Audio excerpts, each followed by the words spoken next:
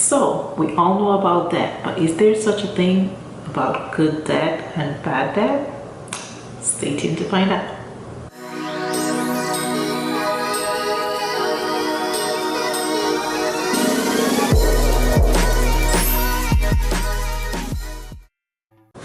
Hey guys, it's Shama from Happy Living Now and welcome to another video. Here at Happy Living Now, we share how to build a life of maximum happiness and financial freedom by spending less, saving more, living happy and living rich.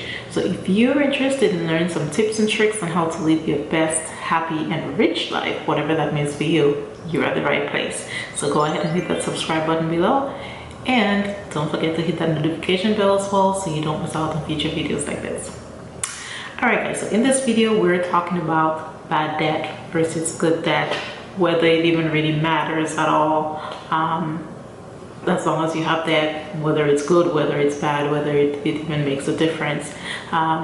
So starting off, I'm assuming if you're here you probably already know what debt is, but just in case you do not know, debt is basically money owed to someone else. So it's basically money you've borrowed, or you've borrowed something that has to be paid over time to someone else. Usually it comes with interest, okay? There are some debts that you will have that will have 0% interest or very low interest, but usually debt does come with interest. So good debt versus bad debt. What is good debt? Good debts are debts that you've accumulated or you've acquired that possibly will give you some return in the long run. So it's an investment that you've possibly made. It's debt acquired for investment purposes, which means it grows in value over time. So basically, your house could possibly grow in value over time, and most people do acquire debt in the form of mortgage when they purchase a home, because very few of us do have money to be able to just pay off the full value of a home purchase right off the bat. So most people do acquire a mortgage when they're doing home purchases, and so that in and of itself is an investment, whether it's a rental property or whether it's just your own primary residence.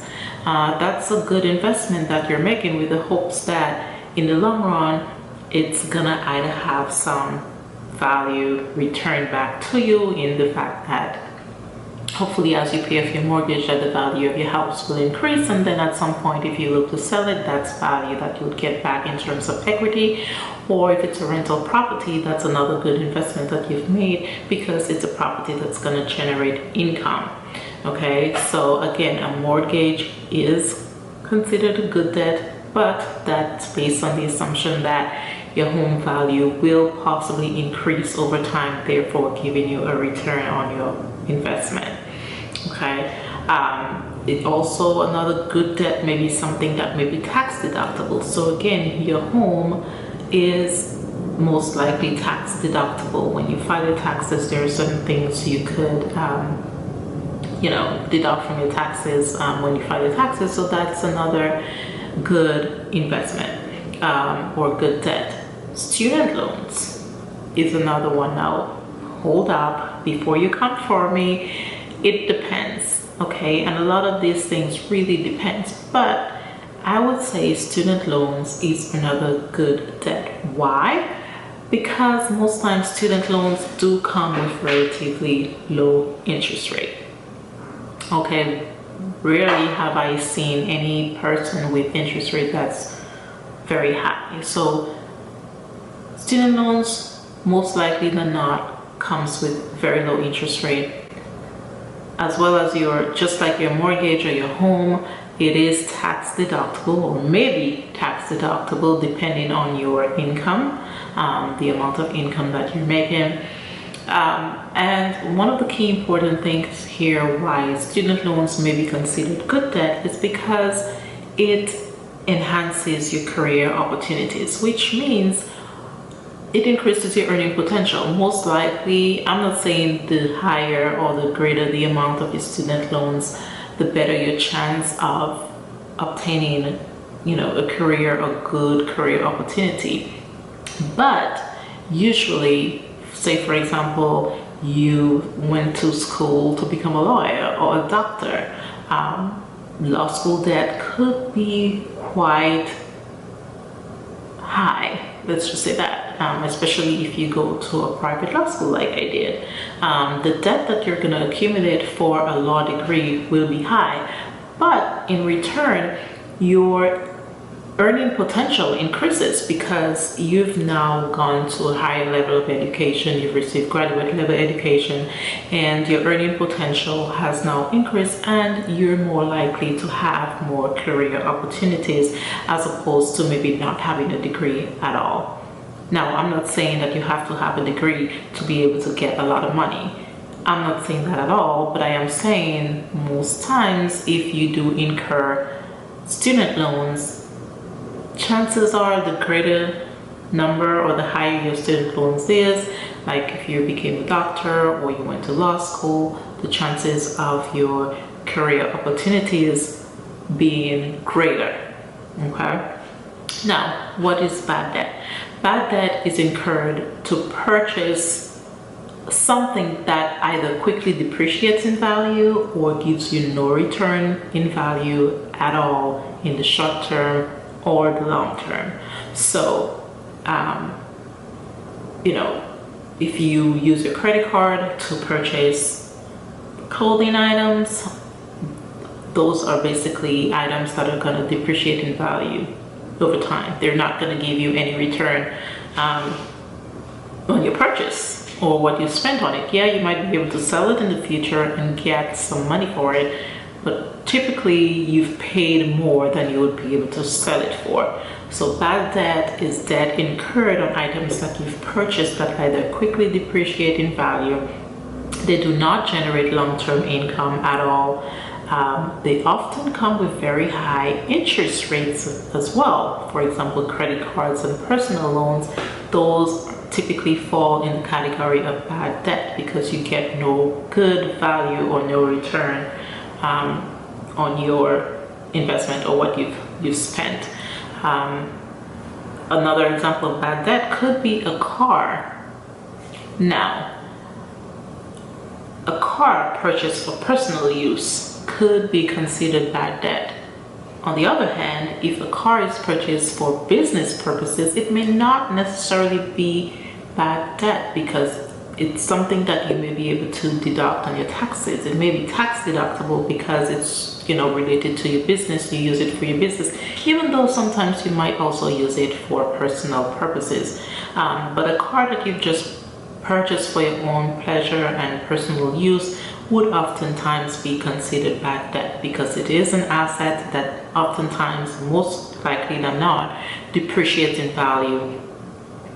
Honestly, quite quickly. The moment you drive it off the lot, it typically depreciates in value, and so that would be considered an asset that is bad debt.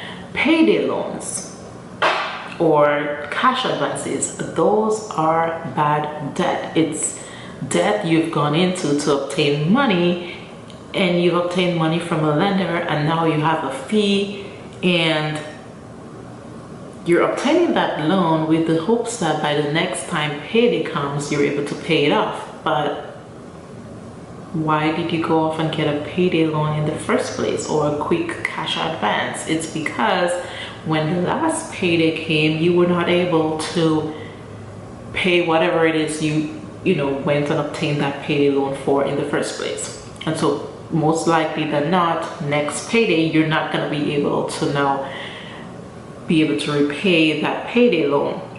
And so what's going to happen is you're going to be liable and responsible for the amount of that payday loan plus any fees and interest as well. And quite honestly, interest on payday loans are oftentimes pretty high. You're talking about upwards of 300% on payday loans. So they are very, very, very bad debts to acquire. Payday loans, stay away from them as much as you can. Now, I wanted to note that good debt could be considered bad debt and vice versa. Why? It depends on the situation. So, when can good debt be considered bad debt? Student loans. Again, like I mentioned, student loans can be considered good debt because it is likely that your career opportunities will be greater the higher up you go in education, and quite honestly, sometimes that often comes with a higher tuition tag. So if you do have to take student loans for that, most times your student loans are going to be great, but on the flip side, your career opportunities have now increased and your income potential have now increased. But student loans can be considered bad debt because it depends on the field of study. If you're obtaining student loans and if you're acquiring student loans to go ahead and study in a field that the chances of getting a very good job after you've graduated with that degree is slim to none, then you've accumulated debt for something that's not going to give you value in return. You've accumulated debt for a degree that is not going to increase your income potential. It's not going to increase your career opportunities. Okay, so when you're accumulating student loans, be sure to think about the fields that you're accumulating those for and whether or not it's most likely going to increase your earning potential and your career opportunities. If not, try to do, you either have one of two options, okay? If you're going to accumulate student loan debt, make sure that the field you're accumulating the debt in is going to increase your income potential. If not, then try your best to go into the field you're going into and try to pay off your tuition as much as possible, whether it means maybe trying to obtain scholarships, whether it means trying to maybe work and also pay off your tuition as you go along. But if you are interested in a field, whether it's out of passion, whether it's because of drive, whatever the reason is, but if you're going in a field and you're acquiring student loan debt and you know that it's most likely not going to give you a huge income earning potential, I would recommend trying to fund that degree on your own as much as possible, or at least get free money as much as possible if you can. Okay, and so just as good debt can be bad debt can also be good debt as well. So credit cards are most often considered as bad debt, but they do have some good perks to them. There are some credit cards that if you use them, you get rewards. Now, of course, the downside is if you're trying to get out of debt, in order to get the rewards, you have to use the credit card. But with discipline, it can be good. If you're able to use your credit card to make purchases that then you pay off within a 30-day period so that interest does not accumulate on it, and get rewards at the same time, that is good debt. You've accumulated the debt, but you've now paid it off within a reasonable amount of time that your interest has not grown on it, and now you're able to get your rewards. So that's good. Some credit cards, again, with the reward thing, you may get free airline tickets, you might get free cruises.